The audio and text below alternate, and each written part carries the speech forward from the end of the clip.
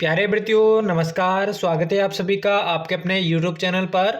तो आज की क्लास में दोस्तों हम बात करने वाले हैं बीएसटीसी और पीटीटी 2025 की परीक्षा के लिए राजस्थान जीके के ऐसे प्रश्न जो कि आपकी परीक्षा के लिए मोस्ट इंपोर्टेंट होने वाले हैं। आपको मालूम है दोस्तों बहुत ही जल्द आपका बीएसटीसी 2025 का नोटिफिकेशन जारी होने वाला है। ऐसे में जितने भी छात्र छात्राएं तैयारी कर रहे हैं अभी से दोस्तों आपको तैयारी में लग जाना है ताकि पहली बार में आप अपना बेहतरीन सिलेक्शन ले सके।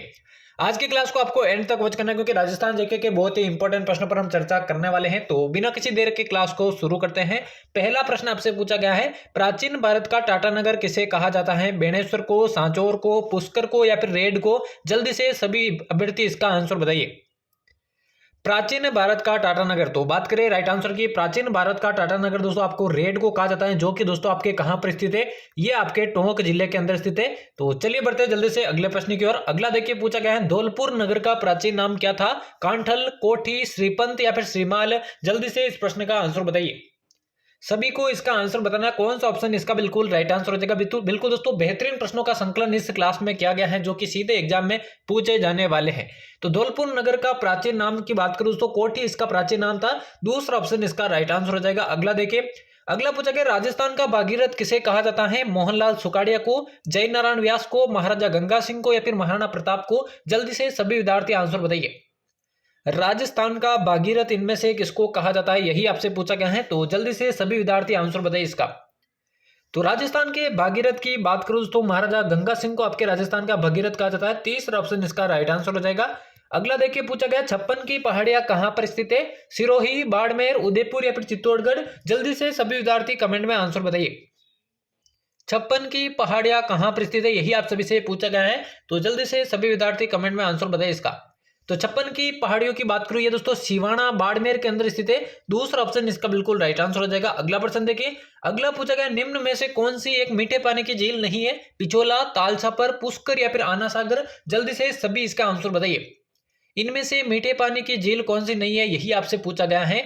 तो देखिए पिछोला, पुष्कर और आना सागर ये आपके मीठे पानी की झील है, लेकिन जो तालछापर झील है वो आपके दोस्तों मीठे पानी की नहीं है, खारे पानी की है। यही इसका करेक्ट आंसर हो जाएगा। अगला देखिए पूछा गया, राजस्थान में सर्वाधिक वर्षा किस स्थान पर होती है? माउंट आबू, बोराट पठार, फलोदी या फिर फतेहपुर?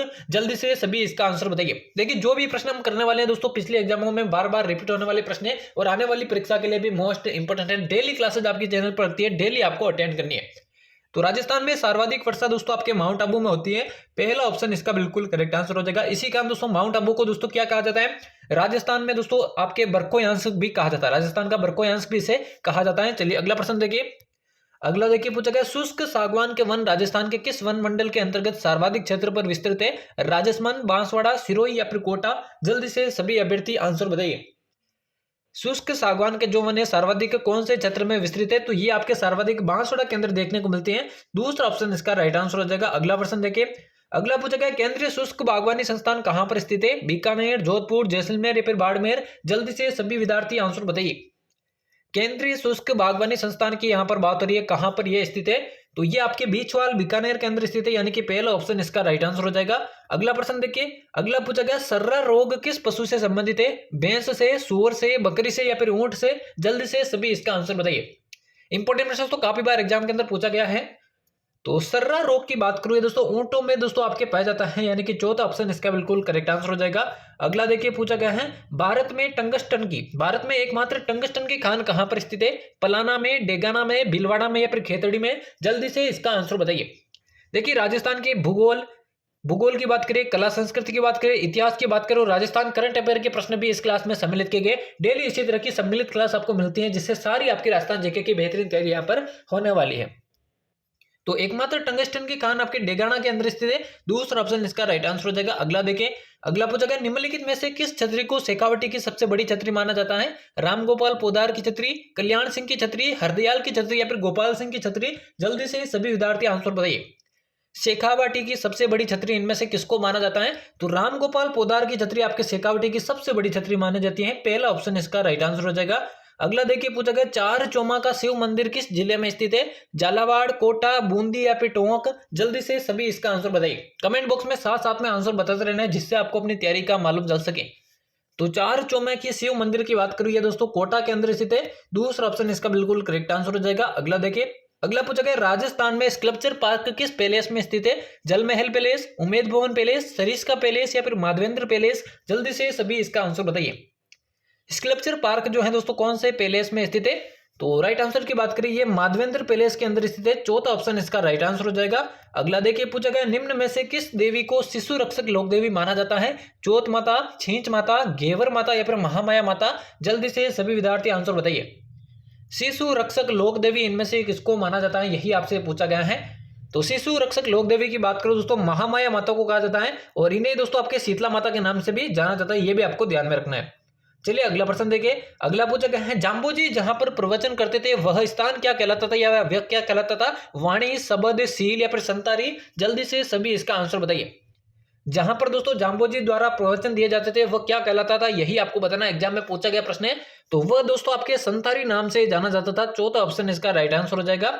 अगला देखिए पूछा गया वर्षा में नाचते हुए मोर राजस्थान की किस चित्रकला शैली की विशेषता है? जयपुर, किशनगढ़, बूंदी या फिर मारवाड़?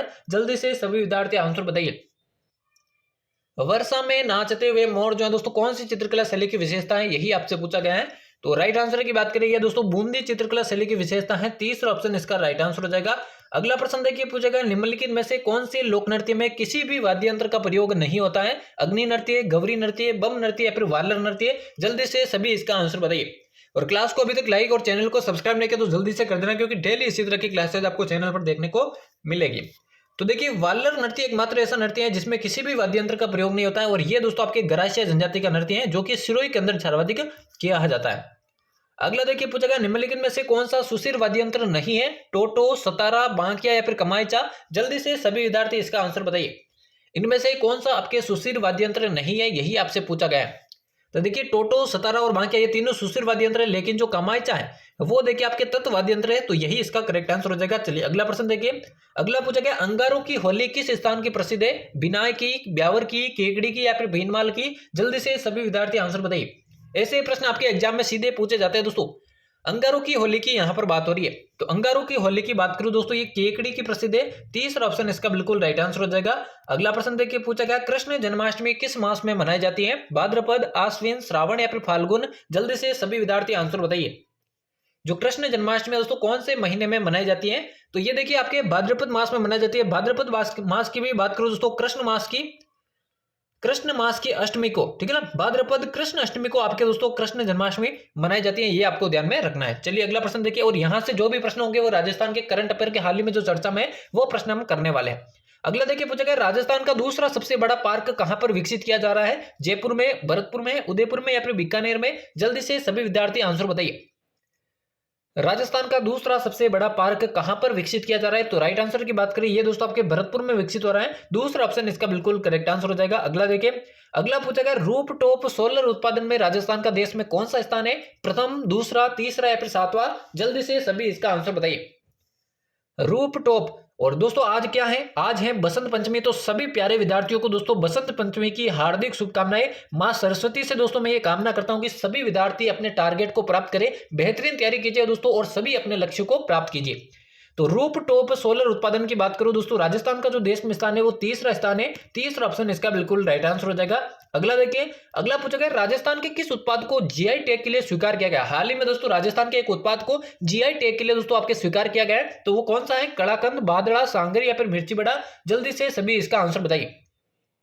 और इस जीआई टैग के लिए दोस्तों किसके द्वारा ये भेजा गया था? तो ये राजस्थान जो केशवानंद जो विश्वविद्यालय है, कृषि विश्वविद्यालय बीकानेर का, उसके द्वारा ये भेजा गया था। तो सांगरी को, जी हाँ दोस्तों सांगरी को आपके जीआई टैग हाल ही में मिला है। बहुत ही इंपॉर्टेंट प्रश्न दोस्तों करंट के हिसाब से भी और वैसे भी, तो दोस्तों ये ध्यान में आपको होना चाहिए। अगला देखिए पूछा गया राष्ट्रीय खेल 2025 में राजस्थान दल के ध्वजवाहक कौन रहे हैं? ओम प्रकाश मिठारवाल, बजरंग लाल, मोना अग्रवाल या फिर श्याम सुंदर स्वामी? जल्दी से सभी विद्यार्थी इसका आंसर बताइए। हाल ही में दोस्तों जो राष्ट्रीय खेल 2025 हुए उसमें राजस्थान दल के ध्वजवाहक कौन रहे? तो वो रहे हैं दोस्तों आपके ओम प्रकाश मिठारवाल, जो कि राजस्थान के प्रमुख निशानेबाज है।